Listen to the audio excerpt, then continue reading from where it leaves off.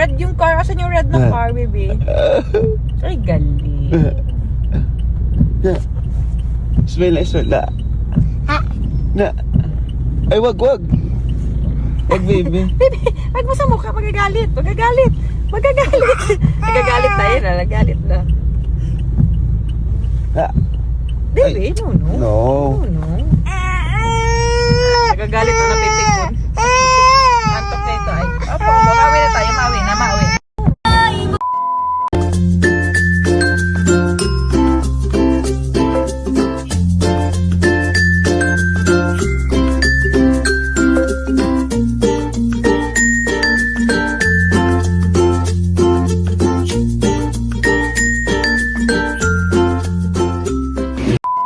Magandang araw sa lahat, Luzon, Visayas at Mindanao. Siyempre, this is Kuya Barbero again. So once again guys, bago natin simulan yung ating video, bago natin gawan ng iba't ibang kwento o iba't ibang reaksyon o iba't ibang usap-usapan, yung ating pag-uusapan ngayon, gusto ko muna na pasalamatan siyempre walang iba yung ating Ama sa Langit. Ganon din po yung ating kaibigan na si Kalinga Prab na siyempre walang sawang nagpapagamit ng kanyang video para makapag-reaction tayo. Sa video ito guys, meron tayong pag-uusapan.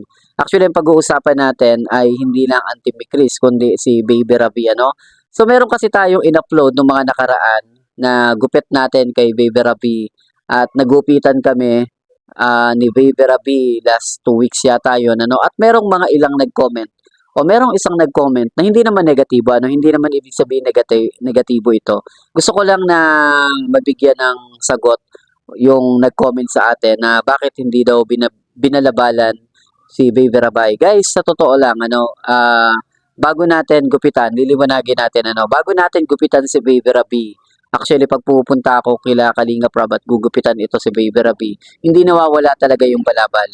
Since day 1 yan. Yun nga lang talaga, guys, si Baby Rabi kasi talaga, medyo iba-iba yung mood niya. Minsan okay siya, minsan mabait siya, minsan makulit, minsan naman okay na okay. So mahirap pulihin yung mood ng isang bata na halos 2 taong gulang pa lang. Ngayon pa lamang siya nag 3 years old, no?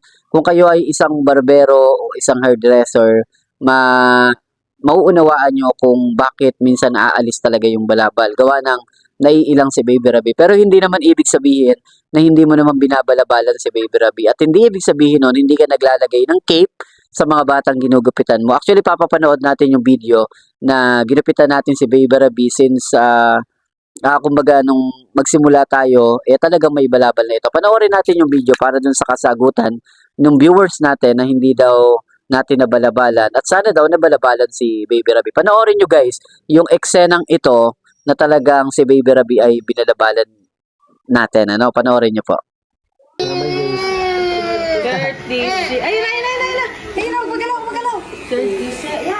Yan na, malapit na. 39. Yan na, malapit na matapos. 40. Lapit na. Malapit na. Kinakatin na. 43. Nalinis na.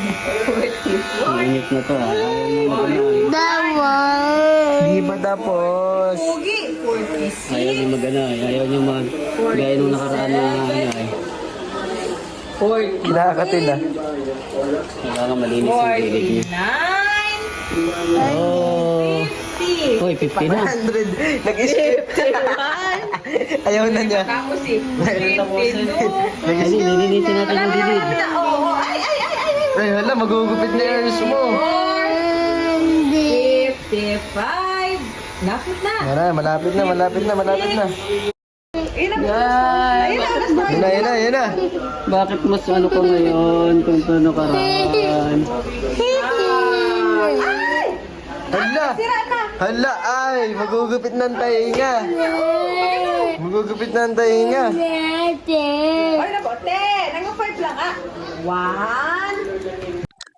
So yun guys, napanood nyo naman yung video ni Baby Rabi ng gupitan namin ni si Kuya Jemel pa yung nagbibideo niyan. So kitang-kita nyo naman guys, kitang-kita nyo naman po yung nag-comment sa atin na talagang binalabalan natin ng maayos si Baby Rabi at talagang pinilit natin na maggupitan ng mas maayos, malinis kasi alam naman natin na syempre yan ay bata gusto pa rin natin na maging malinis at maayos pa rin kahit medyo makulit si Baby Rabi. Ang totoo, napakahirap at challenge yan bilang isang barbero na makagupit ng mga bata na medyo ang hirap hulihin ng mood, pabago-bago. Ano? At alam naman natin, ganyan talaga ang mga bata at normal naman yan sa mga ganyang mga edad. Yun nga lang guys, talagang may mga time na naaalis yung balabal, hindi dahil sa hindi natin nilagyan, kundi dahil minsan tinatanggal niya yan, naiirita siya kasi yung bagsak ng buhok at tuloy-tuloy yung bagsak ng buhok. Kahit anong pahid natin dyan, kahit anong tanggal, kahit anong brush natin dyan, paunti-unti talaga yung may mga buhok na maliliit. Papasok at papasok talaga yan sa lieg ni Baby Rabi at magkukulit talaga yan at mangangati talaga yan. Pero yun nga guys, pinipilit pa rin natin na maayos, magupitan si Baby Rabi ng desente, ng maganda, para kahit papano kapag gumaharap si Kalinga Prab kasama si Ma'am Jack at si Baby Rabi, is maayos naman po yung gupit. At yun naman talaga yung ginagawa ni Kuya Barbero TV. Medyo challenge lang talaga kay Baby Rabi dahil nga sobrang hirap talaga nitong gupitan. Kumbaga, kapag iba ang gugupit dito, baka mas mahirapan pa compare sa atin na nasanay na at kahit pa paano kabisado na natin yung ugali ni Baby Rabi. Ang napansin lang rin natin kay Baby Rabi talaga, no, kahit makulit siya, nandun pa rin yung talino niya. Hindi mo talaga maaalis na talagang ginugupitan mo siya. Ang hirap niyang utuin at ang hirap niya talaga na talagang pasunurin. Gawa ng, yun nga, smart kids at talagang bibo, matalino at napaka tawak ng utak niya ni Baby Rabi. So sa video ito guys, panoorin nyo yung isang kulitan dahil nga nag-reaction din naman tayo dun sa sarili nating video at nasagot naman na natin yung tanong nung nag-comment sa ating video. Actually, hindi ito negative. Ito ay positive. Ano? Thank you so much ma'am sa pag open nyo nung ganung mga para kahit pa paano mas mapabuti pa natin yung ating YouTube channel. So panoorin nyo yung video ng isang kulitan naman ni Baby Rabi at ni Baby Jax na umiyak na nga si Baby Rabi dahil si Baby Jax dahil sa kulit nitong Baby Rabi na to at talagang sinususot pa nga o niloloko pa yung kanyang kapatid. Panoorin nyo yung video na ni Baby Rabi at ni Jax na nakakatuwang video Baby. Red yung car. Asan yung red ng car, baby? Ay, gali.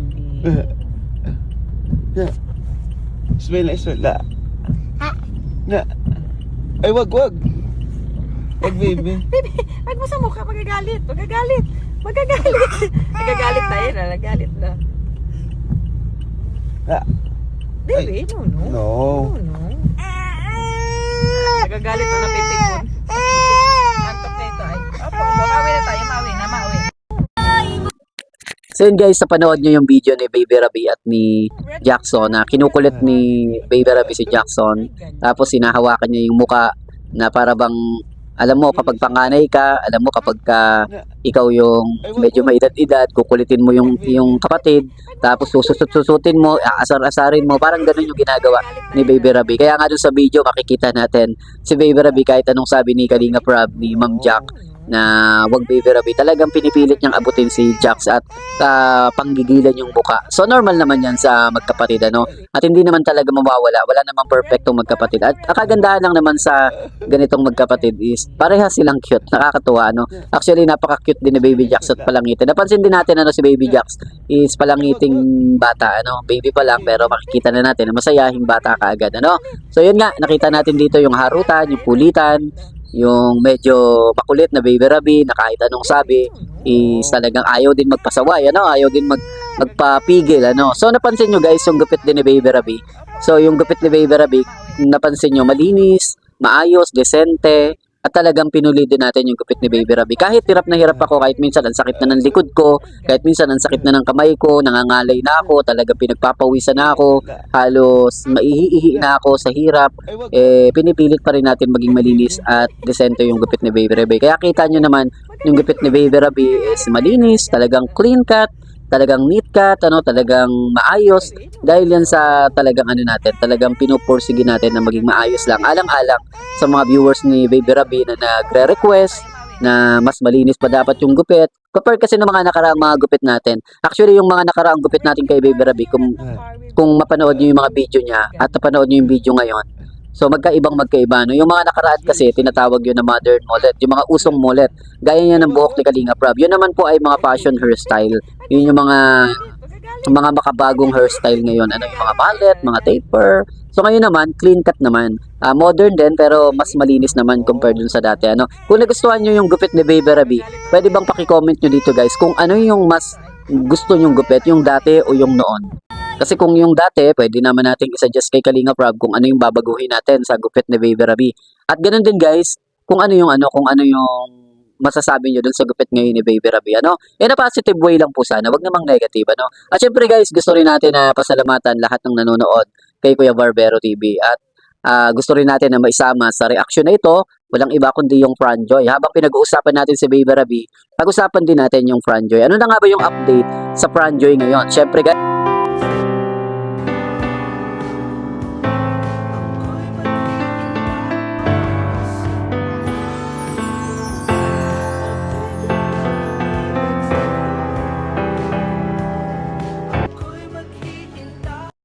syempre guys, yung update natin sa Franjoy is alam naman natin na medyo malapit-lapit na, kaunting panahon na lang, konting hilot na lang is maibabalik na ulit, magka-comeback na ulit ang Franjoy na alam naman natin na kasama ito sa mga malalakas na mga video ni Kalinga Prab.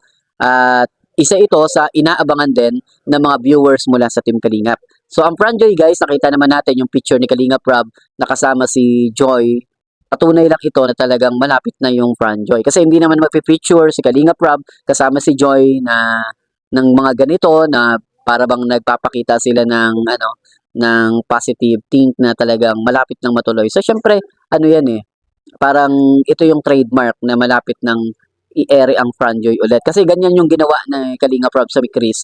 Nag-feature din siya, ipinakita niya na kasama niya ang Team Mikris, nakapag-meeting sila, kasama yung iba't ibang mga love team. At syempre, kasama rin dito ang Franjoy dun sa meeting nila Kalinga Prab, no? Kaya ang Franjoy, syempre, alam natin na kunting-kunti na lang is i-ere na naman ito. Hindi natin alam, baka by next week, by second week, andyan na naman yan. Gaya nung napag-usapan natin ng mga nakaraan, is ang bawat love team, napapansin natin, is unti-unting binabalik ni Kalinga Prab, no? Dahil yan sa support ng mga viewers na talagang maayos ang kanilang mga komento. At syempre guys, gusto rin natin na samantalayin yung pagkakataon na wag tayong mag-negative sa mga love team, kahit sino man yan. Kasi may nababasa tayo, minsan may mga compare kay Edsy, kay Jomcar, kay Franjoy, kay Mikris. Actually guys, wag niyo pong gawin yun. Yan po ay isa sa naging advokasya ng pagtulong ni Kalinga Prab. Kaya wag po natin ikumpara kung ano man yung nagagawa ng isa dahil magkakaiba po ang bawat tao, magkakaiba ang bawat love team. Parang daliri po natin sa kamay yan. Iba-iba yung sukat pero merong nagagawa sa araw-araw. Bagamat magkakaiba yung sukat, so may nagagawa at may nagagawa yan. Kaya sana wag nating ikumpara at ano man yung naririnig natin sa iba't ibang mga tao, lalong-lalo na kung may mga negatibo kayong naririnig mula sa iba't ibang mga vlogger, sa iba't ibang reactor, no? May mga napansin kasi tayo na negative sa ibang taong ganito. Sana wag nating isipin agad na kumbaga mali, sila naninira or what. Minsan mali lang yung deliver ng words pero meron naman talaga silang gustong sabihin. Minsan may ganun lang Normal na nagkakamali tayo sa pagsasalita. Kaya sana unawain lang natin in a positive way, Syempre guys, this is Kuya Barbero TV. Ito yung ating maiksing reaction, maiksing pag-uusapan ngayong araw dahil hindi tayo nakapag-update sa mga taga-Franjoy. Sana guys, supportahan niyo po ang Franjoy, At yan po ay malapit na rin i-ere ni Kalinga Prab. At syempre guys, yung video natin kay Baby Rabi, thank you so much sa mga nanonood kay Baby Rabi at ganoon din po sa mga walang sawang sumusuporta sa ating YouTube channel. Syempre, this is Kuya Barbero TV. Panoorin niyo po yung ating mga upload araw-araw. Now, thank you so much and mag-iingat po kayo sa lahat po ng nanonood sa atin. At maraming salamat and bye-bye.